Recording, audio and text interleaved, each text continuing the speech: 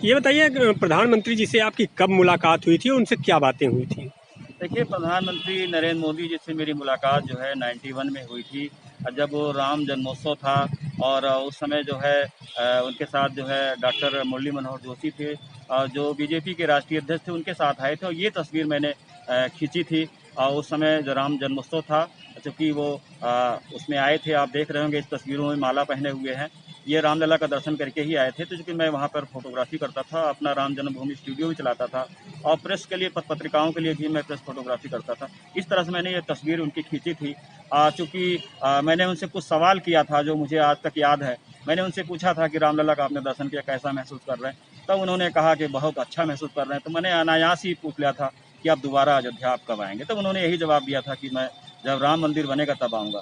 तो मुझे लगता है कि उनका ये अंदर का संकल्प था जो 29 वर्ष के बाद अब पूरा करने अयोध्या आ रहे हैं। चूँकि 5 अगस्त को जो है राम मंदिर की आधारशिला रखेंगे। बेहद खुशी की पल है और पूरी अयोध्या उनका स्वागत करेगी। लेकिन मैं भी इस स्वागत में आना चाहता हूँ। ट्रस्ट से हमने अपनी आमंत्रण के लिए कहा है, लेकिन मुझे ट्रस्ट आमंत्रण नहीं कर रहा है, क्योंकि वो बता रहा है कि 200 लोगों की लिस्ट है, वो बन चुकी है और इस वजह से मैं काफ़ी निराश हूँ, क्योंकि मैंने भी बहुत काम किया है। क्योंकि राम मंदिर में जब खुदाई होती थी, जो भी अवशेष निकलते थे, मैं ही फ़ोटो खींचता था और मेरे द्वारा ही सारे फ़ोटो जो है न्यायालय में दिए गए, जो माननीय सर्वोच्च न्यायालय ने फैसले में कहा है कि यही राम मंदिर है। तो मैंने वो भी काम किया है राम जी के लिए। और सीबीआई ने मुझे 2-2 मुकदमे में गवाह बना दिया। सरकार बनाम लाल कृष्ण आडवाणी और सरकार बनाम पवन पांडे। इस तरीके से मैं 2-2 मुकदमे में गवाह रहा हूँ और चूँकि अब प्रधानमंत्री जी आ रहे हैं, तो मैं चाहता हूँ कि ये तस्वीर उनके सामने पेश करूँ कि मेरे ही सामने आपने संकल्प लिया था और आज संकल्प पूरा करने आप 29 वर्ष के बाद आ रहे हैं।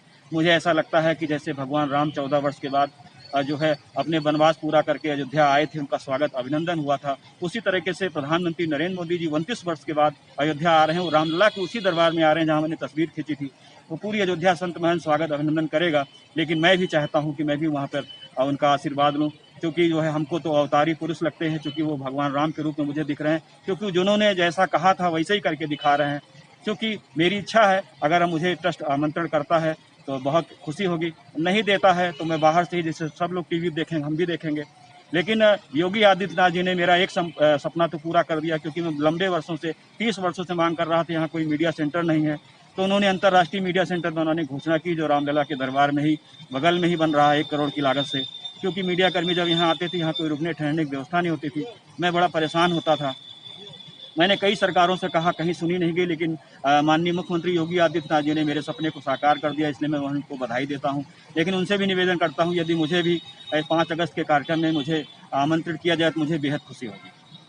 अच्छा, चूँकि आप तमाम चीज़ें आपने देखी हैं, बहुत करीब से मंदिर आंदोलन देखा है और संघर्षों को भी देखा है, तो अब चूँकि मंदिर बनने जा रहा है, तो आप इस मौके पर क्या कहना चाहेंगे? कैसा लग रहा है आपको?